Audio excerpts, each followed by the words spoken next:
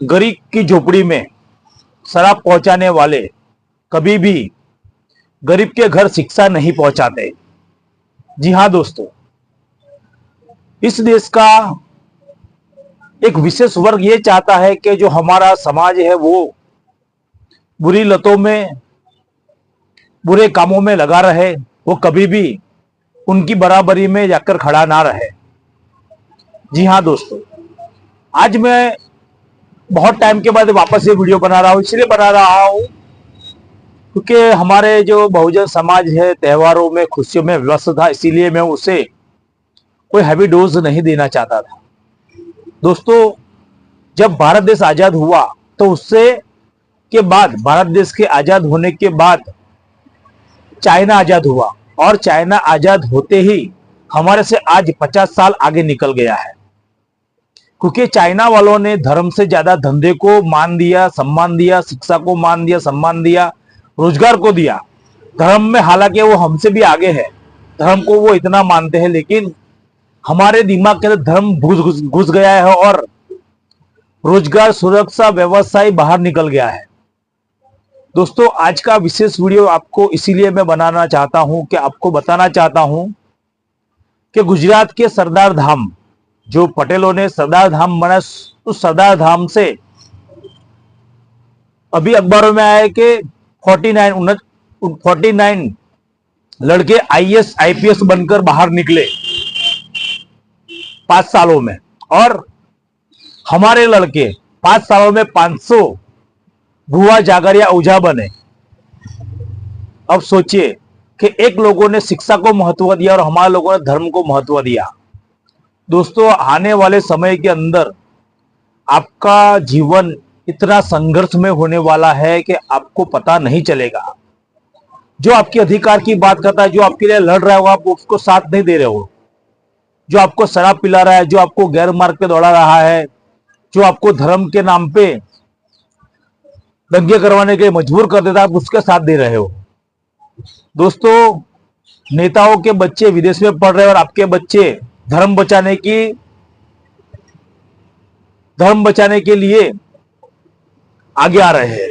हमें धर्म की लड़ाई नहीं लड़नी, धर्म की लड़ाई उसे लड़ने दो जो धर्म के नाम से कमाता है। हम धर्म के नाम से नहीं कमाते, हम हाथ मजूरी करके, मेहनत मजूरी करके, हमारे बाप बाप ने हमें पाला पोसा बड़ा किया है, हम जाकर कुछ अच्छा व्यवसाय कर सके। वरना जब संविधान नहीं था, भारत का संविधान नहीं था, तो ये लोग हमें धर्म के आजू बाजू भी नहीं आने देते थे। आज जहां कहीं भी देखो तो हमारे मोहल्ले में आप जाओ, गरीब झुग्गी झोपड़ियों में बहुत सारे मंदिर मिलेंगे। 10 घर के बीच में एक मंदिर, 10 घर के बीच में एक मंदिर, और उसमें वो ओझा भी मिलेगा, भुआ, जिसे गुजराती में भुआ बोलते हैं हम। वो तांत्रिक मिलेगा आपको जो देवी को बुलाता है। देवी कभी भी उसके बच्चे को शिक्षा देने के लिए नहीं आती है। कभी देवी उसका बच्चा बीमार पड़ता है उसे ठीक करने के लिए दवाई देने नहीं आती है। कभी भी देवी अगर उसके बच्चे को मारता है तो देवी बचाने नहीं आती है। देवी मात्र न मात्र तब आती है जब उसे बकरा खाना होता है, जब उसे शराब पीना होता है, जब देवी को कुछ अच्छा चाहिए तब देवी आती है। देवी सिर्फ डराने के लिए है, आपके रोजगार, व्यवसाय और आपके आरोग्य के लिए नहीं है।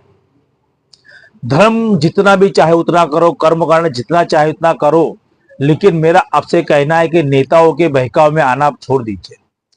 दोस्तों, जिस समाज का शासक नहीं होता उस समाज की आने वाली नस्लें गुलाम पैदा होती है और उससे न्याय अधिकार भी नहीं मिलता। उसकी बहन बेटे को खींच के ले जाते हैं। आज देखते हैं, आज हमारी बहनों को नंगा घुमाया जाता है, हमारी बहनों पर जो बलात्कार, उसे रात को 12 बजे जला दिया जाता है केरोसिन छिड़क कर सरकार के सामने, फिर भी कोई बोलने वाला नहीं। आज हमारे बच्चों को जूते से पानी पिलाया जाता है। आज भी हमें गांव से दूर रहने के लिए मजबूर किया था। हालांकि आज 2024 में भी ऐसे ऐसे शहरों के अंदर विस्तार है जहां पर आपको घर नहीं मिल सकता है। जाति धर्म देख के घर देते, क्योंकि हम लोग उन कीचड़ों में पड़े हुए, जिस कीचड़ों से हमें बाबा साहब ने बाहर निकलने के लिए कहा था। हमें शिक्षा, रोजगार और सुरक्षा के लिए लड़ना है, लेकिन हम लोग धर्म के लिए लड़ रहे हैं। दोस्तों, हमारे बच्चे किन नेताओं के लिए लड़ रहे हैं मालूम है? जो नेता 8वीं फेल हुए, जिसके पे 100 केस है, बलात्कार के केस है, खून के केस है, ऐसे लोगों के लिए हमारे बच्चे उससे नेता बनाने के दिन रात मेहनत करते हैं। और मैं उन पढ़े लिखे वर्गों से भी कहना चाहता हूं जो MA MB BEd doctor engineer, ऐसे डॉक्टर इंजीनियर लोग भी ऐसे अनपढ़ भ्रष्टाचारी बलात्कार नेताओं के लिए वोटिंग के लिए आशा रखते हैं। और ऐसे लड़के जो पढ़ लिख कर एकदम शिक्षित बन चुके हैं, वो 8वीं फेल 9वीं फेल नेता के लिए वोट मांगने के लिए निकलते हैं। अरे कुछ तो अपना दिमाग यूज करो, कैसे अनपढ़ों को भेजकर आप कैसे आशा रख सकते नौकरी की। जैसे आज सभी देश भारत से आगे निकलते जा रहे हैं। अभी अखबार के अंदर आएगा, भारत हंगर इंडेक्स के अंदर पाकिस्तान से भी आगे निकल गया, बांग्लादेश से भी आगे निकल गया। और दोस्तों बेरोजगारी में आगे निकल जा रहे हैं। सिर्फ हमें अखबारों में सुनने मिलता है नौकरी मिलती है कि नहीं मिलती। नेताओं को बच्चे ही सुरक्षित है, हमारे बच्चे सुरक्षित नहीं है।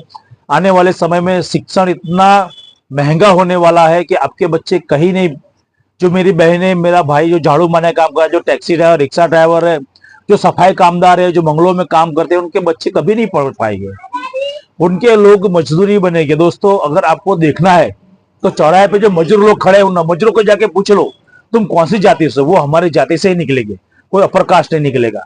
तुम्हें झुके झुपड़े में जाके पूछ लो तुम कौन सी कास्ट के हो, तो वो हमारे कास्ट के ही होंगे, अदर कास्ट का को नहीं मिलेंगे। किसी रोड पे काम करने वाला आदमी को उसकी जात जाके पूछ लो तो वो हमारा आदमी मिलेगा। किसी कंपनी के अंदर मजदूर को जाके पूछ लो किस जाति का, तो वो हमारी जाति का ही मिलेगा। दोस्तों आप कहीं भी जाओ, जो आदमी मेहनत करने वाला है, जो आदमी मेहनत कर रहा है, और सभी जगह पे वो हमारे लोग मिलेंगे। और आप विदेश की कंट्री में जाकर देखो तो आपको 95% वो अपर कास्ट के लोग जाने को मिलेंगे, तो वहां पर वो लोग हैं। बड़ी बड़ी कंपनियां देखो तो वो अपर कास्ट की आपको मिलेगी। स्कूल कॉलेज देखो अपर कास्ट की मिलेगी। न्यूज मीडिया देखो अपर कास्ट से मिलेगी। हमारा नहीं, हमारा क्यों नहीं मिलता है? क्योंकि हम लोगों ने धर्म को हमारे दिमाग में डाल दिया है। हम लोग धर्म के पीछे पागल है। हर साल ना जाने 50,000 से लाख रुपए हम सिर्फ धर्म के नाम पर ऐसा ही खर्च कर देते हैं।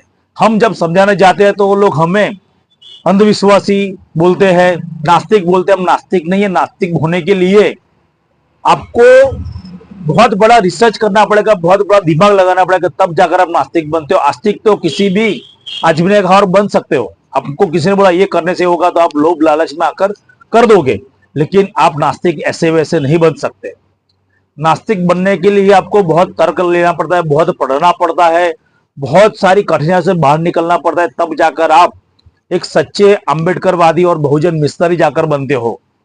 क्योंकि हम लोग ऐसा करने से ये होगा, ऐसा करने से वो होगा, ऐसा करने देवी खुश, ऐसी बातों पर हम नहीं मानते। जब कोर्ट कचहरी लगती है ना, तो वहां पर जज होते हैं और वकील की बात सुनी जाती है, कोई देवी देवता की बात नहीं सुनी जाती। हम आपसे एक ही बात कहना चाहते हैं कि अभी हमें हमारा नेता बनाना है, और हमारा नेता बनाने के लिए हमें आगे आना होगा। हमारे समाज को आगे होना, हमारा समाज है SC ST OBC और माइनॉरिटी, इन सभी को एक साथ मिलकर धर्म की लड़ाई छोड़ देनी है और हमें हमारा नेता बनाना है। दोस्तों जो नेता हमने चुने हैं 131 सांसद और जो MLA है हमारे रिजर्व, वो हमारी बात नहीं कर रहे, क्योंकि वो उनके पार्टी के गुलाम बन गए। जब हमारे बाबा साहब ने कहा था कि ये जो आरक्षण मिला है, राजनीतिक आरक्षण, ये हमारे समाज के नेताओं को गुलाम बना देगा, तो राजनीतिक आरक्षण 10 सालों में खत्म कर देना चाहिए, ऐसा बाबा साहब ने कहा था। लेकिन नेता उनके गुलाम रहे, तुम्हारे हक की बात कोई ना करे और तुम एकत्रित ना हो, इसलिए इस पार्टियों ने हर बार इस रिजर्वेशन को रिन्यू कर देती है। कौन सा रिजर्वेशन? राजनीतिक रिजर्वेशन। बाबा साहब ने राजनीतिक रिजर्वेशन को 10 साल के बाद खत्म करने का बोला था। और जो हमारा व्यवसाय का रिजर्वेशन है, जो हमारा शिक्षण का रिजर्वेशन है, जो हमारे नौकरी में प्रमोशन में रिजर्वेशन है, उसे कभी भी खत्म करने की बाबा साहब अम्बेडकर ने बात नहीं कही थी। कुछ अनपढ़ लोग ऐसी भ्रमणा भी फैला रहे हैं। तो मैं आप सभी से कहना चाहता हूं कि हमें अपना नेता बनाना होगा। जब अपना नेता होगा तो अपने स्कूल कॉलेज होगी, अपनी कंपनियां होगी और हमारे बच्चे शिक्षित बनेंगे। तब तक हमारे बच्चे शिक्षित नहीं बनेंगे, क्योंकि ऐसा वर्ग अभी शासक बन चुका है जो सिर्फ और सिर्फ आपके घर शराब पहुंचाता है, आपके घर लाठी डंडे पहुंचाता है और आपको बड़ी बड़ी संस्थाओं में लेके जाते हैं और आपको भ्रमित करते हैं। आज भी हमारा समाज इतना बदतर हालत में जी रहा है। हम लोग बहुत जगह पे जाते हैं, जैसे अफ्रीका में लोग भूखमरी में जी रहे, ऐसे हाल में भी मैं मेरे गुजरात के अंदर मेरे घर से 20 किलोमीटर दूर में ऐसी जगह आपको दिखाता हूँ जहाँ पे किसी के घर के ऊपर छत नहीं है, घर के अंदर अच्छा कोई बर्तन भी नहीं है। ऐसे ऐसे लोग यहाँ पर रहते हैं, क्योंकि हम लोगों ने धर्म को ज्यादा प्राथमिकता दी है। तो हम धर्म को माने या ना माने आपकी मर्जी की बात है, लेकिन अब हमारे समाज की बात हमें माननी होगी। जैसे पाटीदार समाज ने आज 49 IAS IPS बनाए, वैसे हम भी हमारे समाज के IAS IPS collector commissioner engineer doctor और सबसे सारे के सारे पद पर हमारे लड़के जाए, ऐसी हमारी आशा है। आपसे मैं ज्यादा कुछ मांग नहीं करता हूं, बस मेरी मांग यही है कि हमारे समाज को शासक बनाने के लिए अभी समाज की बात सुनिए। भाजपा, कांग्रेस, आम आदमी पार्टी या अन्य किसी पार्टी को नहीं, जो आपके अधिकार के लिए लड़ता है